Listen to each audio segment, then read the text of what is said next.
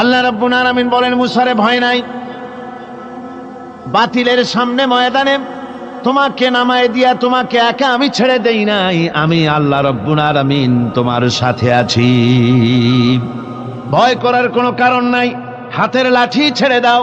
মুসা আলাইহিস সালাম লাঠি ছেড়ে দিলেন, লাঠি সাফ হয়ে গেল।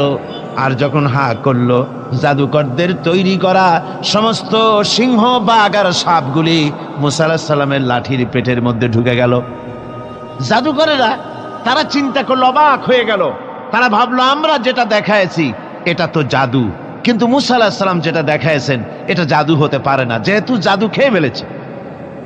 জাদু খেয়ে ফেলে যে জিনিস ওটা তো জাদু হতে পারে না, ওটা জাদুর বাপের চাইতেও বড় কোনো জিনিস, অর্থাৎ জাদুর দাদা হবে হয়তো, তা না হলে জাদু খেলো কি করে?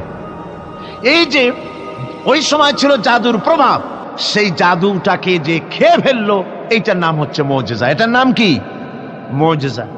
হযরতে দাউদ আলাইহিস সালামের জামানায় সমরাস্ত্র তৈরির একটা প্রভাব ছিল। হযরত দাউদ আলাইহিস সালাম নিজে অস্ত্র তৈরি করতেন।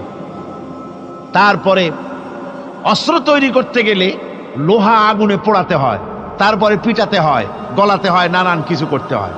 দাউদ আলাইহিস সালামকে আল্লাহ রাব্বুল আলামিন এমন মুজিজা দিলেন, তিনি যখন লোহা মুঠো করে ধরতেন হাতের ভিতরে, লোহা পানি হয়ে হাতের ফাঁকের মধ্য দিয়া তা পড়ে যেত পানি হয়ে। এভাবে মুজিজা তাকে দেওয়া হলো। সুলাইমান আলাইহিস সালামের মুজিজা ছিল, তক্তার উপরে বসতেন, ইঞ্জিন লাগতো না, মেশিন লাগতো না, বিনা ইঞ্জিনে বিনা মেশিনে তক্তা হাওয়ার উপরে উড়ে সারা পৃথিবী ঘুরে আসতেন। ঈসা আলাইহিস সালামের মুজিজা ছিল, জন্মদের চোখের উপরে হাত বুলিয়ে দিতেন, সঙ্গে সঙ্গে চোখ তার ভালো হয়ে যেত।